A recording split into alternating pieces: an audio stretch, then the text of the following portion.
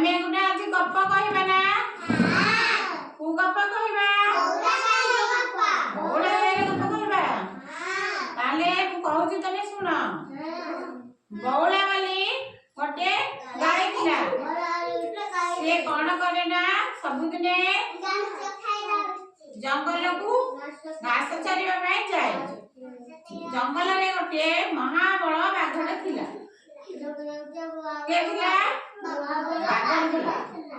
ସେଇ ବାଘ କଣ କଲା ନା ଯେତେବେଳେ ଗାଈକୁ ଦେଖିଲା ସେ କହିଲା ବଉଳା ଗାଈ ମୁଁ ତତେ ଆଜି ଖାଇବି। ତାପରେ ସେ କଣ କଲା ବଉଳା କହିଲା ନା ନା ତୁ ମତେ ଖାନା ବାଘ ମାମୁଁ। ମୋ ଘରେ ଗୋଟେ କୁନି ବାଛୁରୀଟେ ଅଛି। କୁନି ବାଛୁରୀ ଛୋଟ ବାଛୁରୀଟେ ମୋର ଅଛି।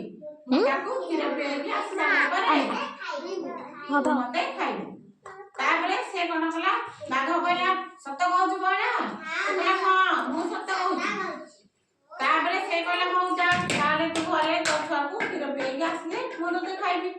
ତାପରେ ବଉଳା ଗାଈ ତା ଘରକୁ ଆସିଲା। କ୍ଷୀର ଦେଲା। କ୍ଷୀର ଦେଲା ବେଳେ ତା ଆଖିରୁ ଲୁହ ଝରି ଯାଉଥାଏ। ଦୁଃଖରେ ଛୁଆକୁ କ୍ଷୀର ପିଇ ସାରିଲା ପରେ ଜଙ୍ଗଲକୁ ଗଲେ ବାଘ ଖାଇବ। ସେଥିପାଇଁ ସେ କଣ କରିଥାଏ ଯେତେବେଳେ କ୍ଷୀର ପିଆଇଲା ସେତେବେଳେ ତା ଆଖିରୁ ଲୁହ ଝରୁଥାଏ। ଦୁଃଖ ଲାଗିଲା ତାକୁ। ସେଠୁ କ୍ଷୀର ପିଇ ସାରିଲା ପରେ ବଉଳା କଣ କଲା ପୁଣି ଜଙ୍ଗଲକୁ ଫେରିଗଲା। ଜଙ୍ଗଲକୁ ଯେତେବେଳେ ଫେରିଗଲା ବାଘ ମାମୁଁ ପୁଣି ଦେଖିଲା ତାକୁ। ବାଘ ମାମୁଁ କଣ କହିଲା ତୁ ସତରେ ବଉଳା ମୋ ପାଖକୁ ଫେରି ଆସିଛୁ? ସେ କହିଲା ହଁ ମୁଁ ତମ ପାଖକୁ ଫେରି ଆସିଛି ତମେ ମତେ ଖାଇବ। ସେଠୁ ବାଘ ମାମୁଁର ଦୟା ଆସିଲା। ସେ କଣ କହିଲା ନା ମୁଁ ତତେ ଆଉ ଖାଇବିନି। ତୁ ତୋ ଛୁଆ ପାଖକୁ ଫେରି ଯା ଆଉ ତୁ ଖୁସିରେ ରହ ହେଲା। ସେଠୁ ବଉଳା କଣ କହିଲା ତାହେଲେ ମୁଁ ମୋ ଛୁଆ ପାଖକୁ ଯାଉଛି। ସେ ଫେରି ଆସିଲା ତା ପାଖକୁ। ଏଇ ଗପରୁ ତମେ କଣ ଶିଖିଲ ନା ସତ କହିଲେ ରକ୍ଷା ମିଳେ। ବୁଝିପାରିଲ? ସତ କହିଲେ ରକ୍ଷା ମିଳେ ହେଲା। ମୁଁ ଏବେ ପ୍ରଶ୍ନ ପଚାରିବି ତମେ କେତେରେ ଉତ୍ତର ମତେ କହିବ ନା? ଜଙ୍ଗଲରେ କିଏ ଥିଲା? ବାଘ ଥିଲା। ତାଳି ମାର। ମହାବଳ ବାଘ ଥିଲା। ବଣରେ ଚରିବା ପାଇଁ କିଏ ଯାଇଥିଲା? ବଉଳା ଗାଈ। ହାତ ଟେକ ତାଳି ମାର। ହାତ ଟେକ ତାଳି ମାର।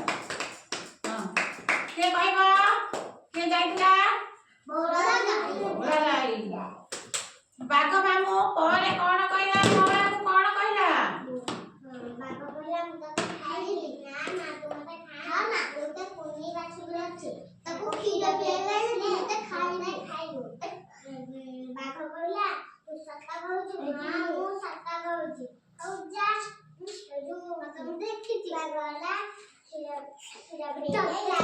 ହଁ ତାହେଲେ